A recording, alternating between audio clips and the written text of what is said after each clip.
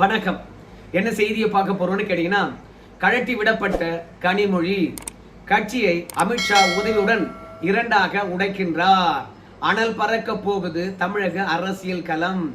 ஆதாரத்துடன் நான் உங்களுக்கு அந்த செய்தியை தரேன், பார்த்துட்டு நீங்களே மலைத்து போய்விட போறீங்க. ஆனா அதற்கு முன்பாக இந்த வீடியோவை பாருங்க. என்னால கம்பெனி கொடுத்தா கூட என்னை வந்து விசாரணை பண்ணணும்.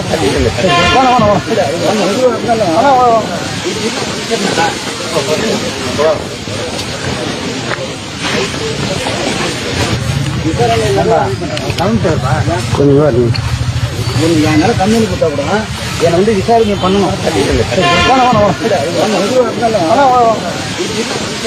இந்த வீடியோவில் வர்றது வன்னியரசு அவர்கள் தான். கூட ஒரு கட்சி நிர்வாகி என்று நினைக்கின்றேன், இல்ல ஓட்டு போட்ட சாமானியன் என்று நினைக்கின்றேன். தனக்கு ஏற்பட்ட விரும்பத்தகாத நிகழ்வை நம்முடைய அமைச்சர்கிட்ட சொல்லிக்கிட்டே வர்றாரு. ஆனா அமைச்சர் என்ன நினைச்சாருன்னு தெரியல. தள்ளிப்போ அப்படின்னு சொல்றார். இங்க சனாதனம் இருக்கிறதோ நம்முடைய வன்னியரசு அவர்கள்கிட்ட. ஏன்னா அவங்களாம் கிறிஸ்தவர்களாக மாறிட்டாங்க. சனாதனத்தை ஒழிக்க வேண்டும் என்று சொல்றவங்க ஏற்றத்தாழ்வு இருக்கக்கூடாதுன்னு சொல்லுவாங்க. அதுவும் ஏற்றத்தாழ்வு என்றாலே சாதிய ஏற்றத்தாழ்வு இருக்கவே கூடாது, அது எப்பேற்பட்ட கூடியது அப்படின்லாம் பேசக்கூடியவங்க. ஆனா திடீர்னு சாமானியர் நம்முடைய அமைச்சர் பெருமகனார் இடத்துல தனக்கு ஏற்பட்ட விரும்பத்தகாத நிகழ்வை சொல்லிக்கிட்டு வருகின்ற பொழுது எதற்கு ஓரம்போ அப்படிங்கிறாரு, தள்ளிப்போ அப்படிங்கிறாரு. நான் சாதாரண மனுஷனா? இப்போ நான் அமைச்சர். கடந்த காலத்தில் இருந்த சாதாரண வன்னியரசு என்று நினைச்சியா? அமைச்சர் அப்படியே விட்டா தோல் பட்ட மேல கை போட்டுக்க போல இருக்குது. உனக்கு எனக்கு வித்தியாசம் வேண்டாமா, ஓரம்ப அப்படின்னு சொல்ற மாதிரி இருக்குது. இதுவே நாம பண்ணிட்டு இருந்தோம்னா இந்நேரம் தமிழக அரசியல் களமானது இரண்டாவே போயிட்டு இருக்கும். என்ன சொல்லியிருப்பானுங்க தெரியுமா?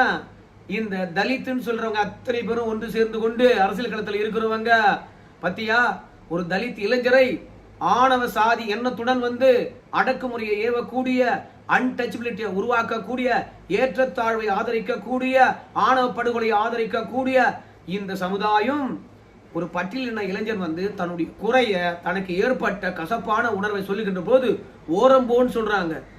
ஏன் ஓரம்போன்னு சொல்லணும்? இவங்கெல்லாம் அருகாமையில் வர வேண்டும் என்பதற்காக தானே இவர் அமைச்சராகவே ஆயிருக்காரு. அந்த அரசியலமைப்பு சட்டம் அதானே சொல்லுது. அப்படி இருக்கும்போது ஓரம்போன்னு சொன்னாங்களே, எப்படி போக சொல்லலாம்? உடனடியாக அமைச்சரவையிலிருந்து இவரை தூக்கணும். ஒரு அமைச்சருடைய மனநிலையிலே ஏற்றத்தாழ்வு இருக்குன்னா, பணக்காரன் ஏழை என்ற உணர்வு இருக்குன்னா, இவர் இப்படி மக்களுக்கு பாத்தீங்கன்னா பாகுபாடு இல்லாம அமைச்சராக செயல்பட முடியும். உயர்ந்த சாதிக்கு ஒரு பார்வையும் தாழ்ந்த சாதிக்கு ஒரு பார்வையும் இவர் பாக்குறாருன்னா எப்படி அமைச்சராக தொடரலாம்? முதல்ல அமைச்சர் நீக்குங்க அப்படின்னு ஊடகமானது நாங்க சாதிக்கு அப்பாற்பட்டவர்கள் சொல்லிவிட்டு இதை ஊதி பெருசாய்க்கும். அதே மாதிரிதான் தலித் அமைப்புகள், கம்யூனிஸ்ட் கட்சிகள். ஏங்க மு.க. ஸ்டாலினில் இருந்து எடப்பாடி பழனிசாமி வரைக்கும் கூட நாம பண்ணிட்டு இருந்தோம்னா இதை பெருசாகிட்டு இருப்பாங்க. இந்நேரம் கைதுகள் அரங்கேறி இருக்கும். உடனே போக்சோ சட்டமா இல்ல தீண்டாமை வன்கொடுமை சட்டமா, எதுவோ ரெண்டுத்துல எது சூட்டபிளா இருக்குதோ அதை போட்டு உள்ள தள்ளி இருப்பானுங்க. வெளியே வரக்கூடாது அப்படின்னு சொல்லிட்டு இருப்பானுங்க. ஸோ இவனுங்களை பொறுத்த வரைக்கும் பணக்கார ஏழை என்ற மனப்பான்மை உள்ளத்துக்குள்ள இருக்குது. ஆனா இவங்க சொல்லுவாங்க சனாதனமானது ஏற்றத்தாழ்வை உருவாக்குது அப்படின்னு சொல்லிட்டு உள்ளத்துக்குள்ள வன்மத்தை வச்சுக்கிட்டு மக்களுடைய நம்பிக்கையை சிதைக்க வேண்டும். அடுத்த மதக்கார பாத்தீங்கன்னா ஓஹோன்னு மதமாற்றம் செய்ய வேண்டும் என்பதற்காக சனாதனம் அதுலதான் ஏற்றத்தாழ்வு இருக்குது, அதுலதான் சாதி இருக்குது அப்படியே கொக்கரிப்பானுங்க. ஆனா இங்க வன்னியரசு கிட்ட சாதி இருக்குதா இல்ல சனாதனம் இருக்குதா? ஏன் ஓரம் போன்னு சொன்னாரு, ஏன் தள்ளி போன்னு சொன்னாரு? இதுக்கு யாராவது விளக்கம் அளிக்க முடியுமா? அந்த திருமாவளவனை கூப்பிடுப்பா, அந்த டாக்டர் கிருஷ்ணசாமியை கூப்பிடுப்பா, கம்யூனிஸ்ட் கட்சிகளை கூப்பிடுப்பா, இதுக்கெல்லாம் விளக்கம் அளிக்கட்டும். ஆன ஊனா இந்த ஆளூர் சாணவாஸ் பேசுவான். எப்படி பேசுவான் தெரியுமா? இதை படிங்க. 8 ஆணவ படுகொலை நடந்திருக்குதான். சரி, இதெல்லாம் கண்கெடுத்த நீ இங்க வன்னியரசு இருக்கிற வன்னியரசு, இந்த வன்னியரசு தள்ளிப்போ அப்படின்னு சொன்னாரு. அதை பற்றி எங்கேயாவது குரல் கொடுத்தியா? ஆணவ படுகொலைன்னு சொல்ற இல்லப்பா ஆளூர் சாணவாசு. இப்ப நீ மதம் மாறிட்ட, இப்போ உன்னுடைய பொண்ணை தலித்துக்கு கொடுப்பியா? அப்படி கொடுக்கதான் மனசு வருமா? ஏன்னா இப்ப நீ பிசியா மாறிட்ட, இப்ப ஷெட்யூல்டு காஸ்ட் கிடையாது. மொத்தத்துல ஊருக்கெல்லாம் உபதேசம் பண்ணுவானுங்கப்பா. ஆனா அவன் வீட்டுல அதை கடைபிடிக்க மாட்டானுங்க. இதுதான் இருக்கிறதுலே மிகப்பெரிய கொடுமை. ஒண்ணு இல்ல, மயிலாடுதுறையில ஒரு இளைஞன் ஒரு சிறுமி. ஏன் சிறுமின்னு சொல்றேன் தெரியுமா? அந்த குழந்தைக்கு 13 வயசுல இருந்து இந்த இளைஞன் இல்ல இளைஞன் அவன் டார்ச்சர் பண்ணி அறியா வயசுல மனசை கெடுத்து 16 வயசு எட்டுக்கின்ற பொழுது ஒரு 3 நாளைக்கு முன்பாக காதல் நிறைவேறவில்லை என்று நினைச்சாங்களே என்னவோ தெரியல, அந்த இளைஞனும் இந்த 16 வயது சிறுமியும் தூக்கு மாட்டின்னு செத்துட்டாங்க. 13 வயசுல இருந்தே இந்த இளைஞனும் இந்த குழந்தையும் காதலிச்சாங்களாம். தூக்கு மாட்டி செத்துட்டாங்களா, நம்மளை சேர்ந்து வாழ உள்ள அப்படின்ட்டு, இல்ல சாதி ஆணவ படுகொலையா நமக்கு தெரியல. மரணங்கள் ஏற்றுக்கொள்ளப்படாது. 2வது கொடுமையானது. ஆணவ படுகொலையா இருந்தா கண்டிப்பா கண்டிக்கணும். ஆனா ஆணவ படுகொலை என்று கண்டிக்கக்கூடிய ஆளூர் ஷானவாஸ் மற்ற சாதி ஒழிப்பு போராளிகள் அத்தனை பேரும் 13 வயசுல இந்த 25 வயது கொண்ட இந்த இளைஞன் எப்படா காதலிச்சான்? எப்படா 13 வயசு குழந்தைக்கு இந்த காதல் என்ற உணர்வை இந்த இளைஞன் ஊட்டனா? 13 வயசுல இருந்து 3 வருஷமா டார்ச்சர் பண்ணி 16 வயசுல கடைசியில தூக்கு போட்டுக்கின்ற அளவுக்கு கொண்டு வந்து நிறுத்திருக்கானே. இங்க குழந்தை திருமணத்தை பத்தி எவனும் பேச மாட்டானே. எப்படா மைனர் பொண்ணை வந்து இவன் காதலிக்கிறேன்னு சொல்லிட்டு கடைசியில கொலையில கொண்டு போயோ இல்ல தற்கொலையில கொண்டு போயோ விட்டுருக்கானே. இவன் யாரா அப்படின்னு யாராவது பேச சொல்லு. ஆனா ஆணவ படுகொலை மட்டுமே பேசுவானுங்க. அவனுங்களை பொறுத்த வரைக்கும் கள்ளக்காதல் இருக்கணும், அதே மாதிரி சாதி மறுப்பு காதல் இருக்கணும். ஆனா சாதி இவனுக்கு ஒழிப்பானு கேட்டீங்கன்னா ஒழிக்க மாட்டானுங்க. கல்யாணம் ஆனா மறு நிமிடமே வந்து டேய் பிறந்த குழந்தைக்கு நம்ம சாதியை போடு, நம்ம சாதி அடையாளத்தோடு தான் அவன் வளரணும். ஏன்டா வளரணும் அப்படின்னு கேட்டா, அவன் தானே உயர்ந்த சாதி தாழ்ந்த சாதின்னு சொல்றான். அவன் பொண்ணுக்கு பிறந்த குழந்தை நம்ம சாதியில வளரட்டும். அப்போ அந்த பொண்ணோட குழந்தைய அவன் தீண்டத்தகாதவனாக தாழ்த்தப்பட்டவனாக அவன் பார்க்கலாம், போடுறா நம்ம சாதியை அப்படின்னு சொல்லிட்டு கல்யாணமான கொஞ்ச நாள்லயே வந்து உங்க அம்மாவிட்ட என்ன கொடுத்தாங்க, உங்க அப்பாவிட்ட என்ன கொடுத்தாங்க அப்படின்னு டார்ச்சர் பண்ண வேண்டியது. அந்த குழந்தை நிம்மதியா வாழவே முடியாது. கடைசியில அது தற்கொலை பண்ணிக்கும். இப்படியே சேர்ந்து வாழ்ந்தாலும் குழந்தை பிறக்கும், வீட்டுக்கு அனுப்புவானுங்க வரதட்சணைக்காக தான். இப்படி நாடக காதல் என்பது நம்ம தமிழகம் முழுவதும் மட்டுமல்ல, இந்தியா முழுவதும் இருக்கிறது. இதை பத்தி பேசினா நம்ம சாதி வரியன்னு சொல்லுவானுங்க, ஆணவ படுகொலையை ஆதரிப்பதாக சொல்லுவானுங்க. ஆனா 13 வயசுல அந்த குழந்தைக்கு காதல் உணர்வை ஏன்டா ஊட்டினா? அப்போ அந்த இளைஞன் தப்பு பண்ணானா இல்லையா? கிட்டத்தட்ட 18 வயது ஆகணும். 18 வயது ஆனாதான் அந்த பொண்ணு தானா ஒரு முடிவெடுக்க முடியும். அந்த பொண்ணு தாயாவதுக்கு 18 வயசு ஆகணும் அப்படின்னு அவசியம் கிடையாது. சுயமா முடிவெடுப்பதற்கே 18 வயசு ஆகணும் அப்படின்னு சட்டம் சொல்லுகின்ற பொழுது இங்க 13 வயசுல காதல் பண்ணி 16 வயசுல தூக்கு மாட்டி செத்து போச்சு. ஆனா ஆணவ படுகொலை பேசுறவன் அந்த குழந்தைக்கு 13 வயசுலயே காதல் உணர்வை கூட்டியிருக்கானே, இது என்னடா சமூகம்? ஏன்டா ஒரு குழந்தைய 13 வயசுல குடும்பமாடா நம்ம கண்காணிச்சு இருக்கணும் அப்படின்ற ஒரு எண்ணம் நமக்குள்ள வருது இல்லையா? சோ இந்த சமுதாயம் எதை நோக்கி போயிட்டு இருக்குது? ஆனால் தான் நான் சொன்னேன், இந்த ஏற்றத்தாழ்வுகள் இந்த சாதி ஒழிப்பெல்லாம் வந்து பணக்காரங்கிட்ட தான் இருக்கு. முதல்ல அதை ஒழிக்கணும், அதுக்கப்புறம் தான் இந்த சமுதாயம் திருந்தும். சரி, நம்ம கனிமொழி அவர்களை ஓரம் கட்டிட்டாங்க, அதை பற்றி நம்ம பார்க்கணுமா இல்லையா? முதல்ல இந்த படத்தை பாருங்களேன். இந்த படத்துல என்ன சொல்லப்பட்டிருக்குன்னு கேட்குறீங்களா? நம்ம திமுகவை மறுசீரமைப்பு பண்ணணுமா. அப்படி மறுசீரமைப்பு பண்றதுக்காக கிட்டத்தட்ட ஒரு 9 பேர் 8 பேரை குழுவில் நியமிச்சிருக்கிறார் ஸ்டாலின். அதுல கனிமொழி அவர்கள் இல்லவே இல்லை. ஆனா தேர்தல் தருணத்துல கனிமொழி அவர்கள் வந்து பாத்தீங்கன்னா திமுகவில் முன்னிறுத்தினாங்க.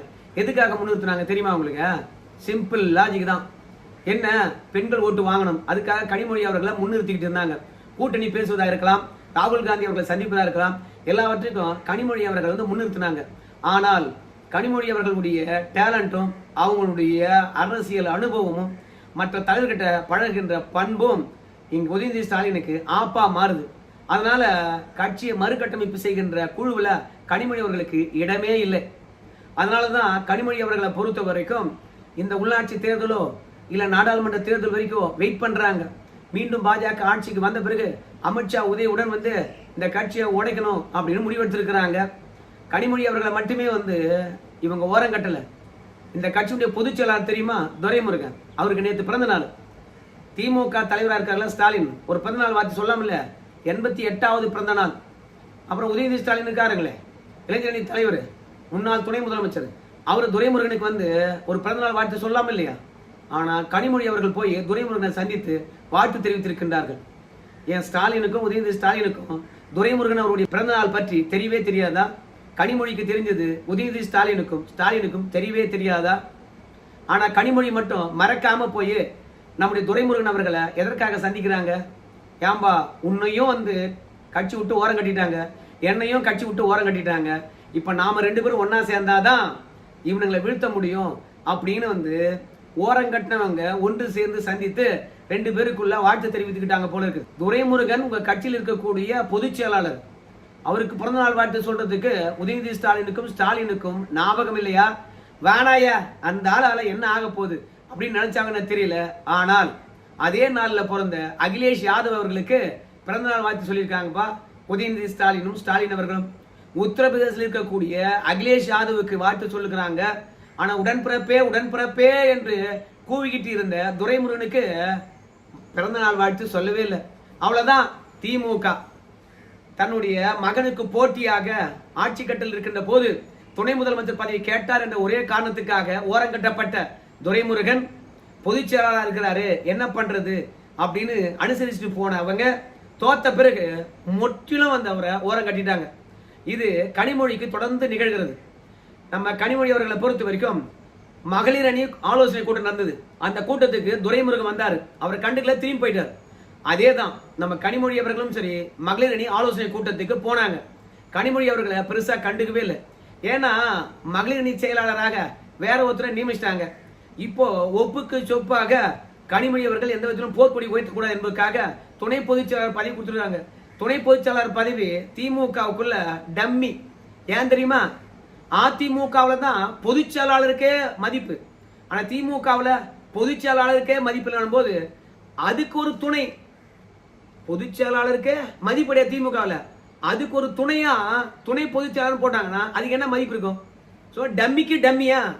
அதனால நம்ம கனிமொழி அவர்களை பொறுத்த வரைக்கும் ஏதோ திமுகவுல ஒரு பொறுப்புல இருக்கட்டும், அவ்வளவுதான்.